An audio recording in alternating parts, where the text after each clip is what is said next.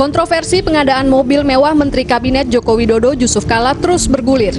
Pengadaan kendaraan bagi menteri dan pejabat setingkatnya merupakan kebijakan pemerintahan Presiden Susilo Bambang Yudhoyono yang dianggarkan pada tahun anggaran 2014. Pemerintah pun telah melakukan lelang pengadaan dan menetapkan PT Mercedes-Benz Indonesia sebagai pemenang lelang mobil dinas menteri. Mobil besutan Jerman itu pun akan menjadi tunggangan para menteri di kabinet pemerintahan mendatang. Kebijakan menjadikan Mercy sebagai mobil dinas mengundang banyak protes, tak terkecuali dari Presiden dan Wakil Presiden terpilih Joko Widodo Yusuf Kala. Jokowi menolak mobil Mercy sebagai mobil dinas menteri dengan alasan efisiensi. Begitu juga dengan Yusuf Kala. Pria yang akrab disapa JK itu juga dengan tegas menolak jenis kendaraan tersebut. Menanggapi sejumlah penolakan ini, Menteri Sekretaris Negara Sudi Silalahi menegaskan tidak dapat memenuhi permintaan Presiden terpilih Joko Widodo untuk membatalkan tender pengadaan mobil dinas Kabinet Pemerintahan mendatang. Sudi mengatakan pemerintah yang sekarang tidak dapat membiarkan anggaran yang sudah diatur dan ditetapkan. Pembatalan tender justru akan berimplikasi hukum, karena sudah masuk dalam pagu APBN Perubahan 2014 sebesar 104,4 miliar rupiah untuk pengadaan kendaraan dinas anggota Kabinet Pemerintahan mendatang. Selain itu, proses tender dan lelang sudah selesai. Segala prosedur dan proses juga diklaim sesuai aturan dengan pelaksanaan secara terbuka dan transparan. Pengadaan mobil dinas itu sama dengan proses pada 2004 dan 2009. Sudi Silalahi juga menekankan pemerintah lewat Sekretariat Negara tetap menyediakan mobil itu. Terserah mau dipakai atau tidak atau dijual lagi, itu urusan pemerintah mendatang.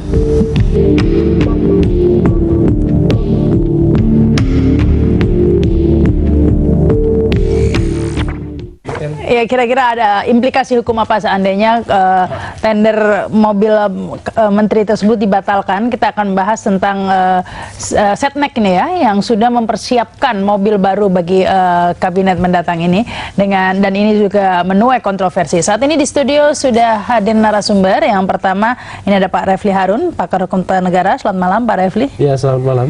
Dan kemudian Didi Irawadi, Ketua DPP Partai Demokrat. Selamat malam. Selamat malam. Dan ada Agung Supriyoni, pengamat politik dari UI. Selamat malam. Ya, mungkin ke Pak Didi dulu ini. Ya. Publik bertanya-tanya sebelum kita bicara lebih jauh soal implikasi hukum ini.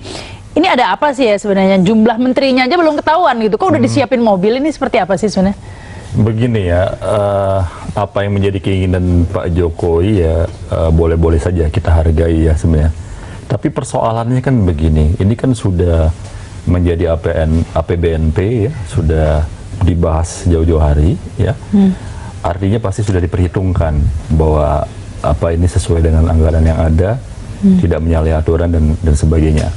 Andai protesnya Pak Jokowi pada saat proses awal ya, dalam proses awal Pak Jokowi karena udah jadi presiden lalu proses ini dari awal mungkin bisa kita terima. Sudah tahu, diberitahu tidak ini presiden? Menurut saya bukan itu persoalannya. Menurut saya yang utama kalau memang benar ya anggaran itu sudah memadai dan sebagainya lalu dipakai sebagaimana mestinya, kalau itu masih wajar-wajar saja. Yang bahaya bukan masalah mobil ini ya. Kalau pejabat artinya diberikan fasilitas yang sudah memadai, yang bagus katakan mobil, rumah dan sebagainya, ya kita berharap kerja yang baik, kinerja yang baik. Yang nggak benar itu kan manakala sudah diberikan segala-galanya, ke depan itu mudah-mudahan tidak ya ada anggota kabinet yang tidak amanah, menyalahgunakan kekuasaan. Misalnya kemarin tim transisi ada beberapa yang dicurigai oknum saya katakan ya, itu yang nggak boleh begitu, keliling BUMN misalnya safari ke BUMN walaupun sudah dibantah, itu yang lebih bahaya ketimbang penyediaan fasilitas ini. Ya, tapi ini masalahnya dananya hampir 100 miliar ini ya. Ini kan sudah dibahas. Tetap masalah ini kan 100 sudah miliar. Sudah dibahas sebelumnya di APBNP ya, di Dewan seluruh partai saya rasa terlibat di sana. Dan sudah menyetujui pada saat ya? Itu ya, karena ini kan sudah ditetapkan. Tiba-tiba saya belum tahu nih tadi konon katanya dibatalkan atau tidak.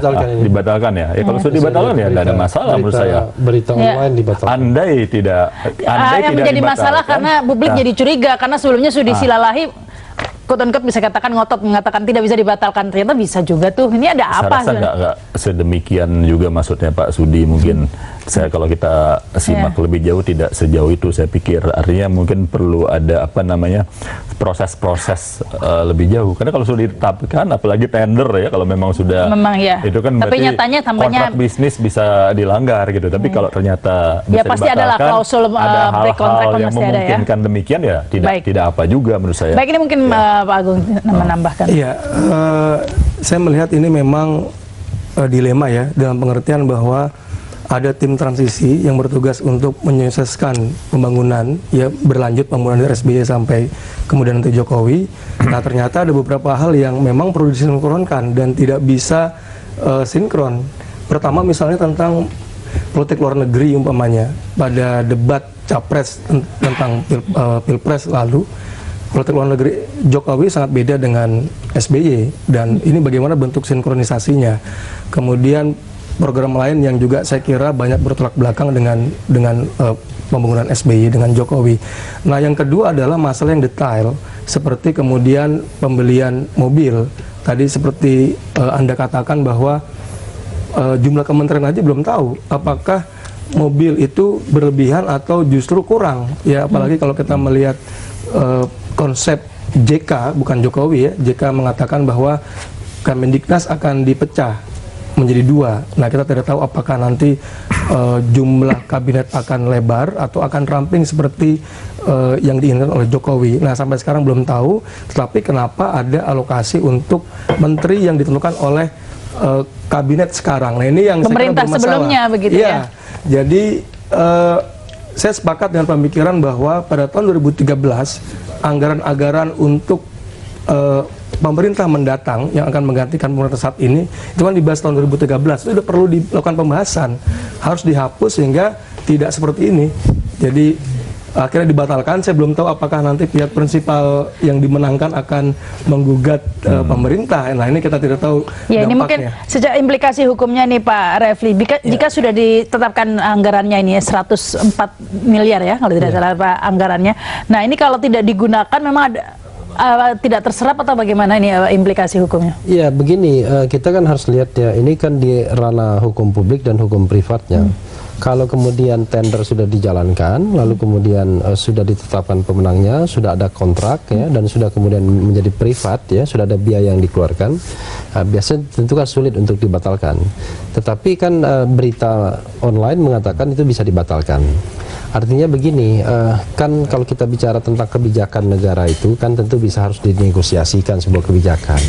Masa kemudian item orang misalnya beli mobil lalu kemudian karena sudah tercantum dalam APBN lalu kemudian tidak bisa dibatalkan, apalagi mau tidak mau harus dipakai gitu ya kan? Apalagi ini bukan untuk sektor yang produktif ya, kecuali kalau untuk sektor yang produktif karena kan ada multiplier efeknya. Nah saya ingin teringat sebenarnya sama ini kejadiannya 5 tahun yang lalu ketika ada mobil dinas pengadaan ya untuk menteri yang merek Jepang ya kan.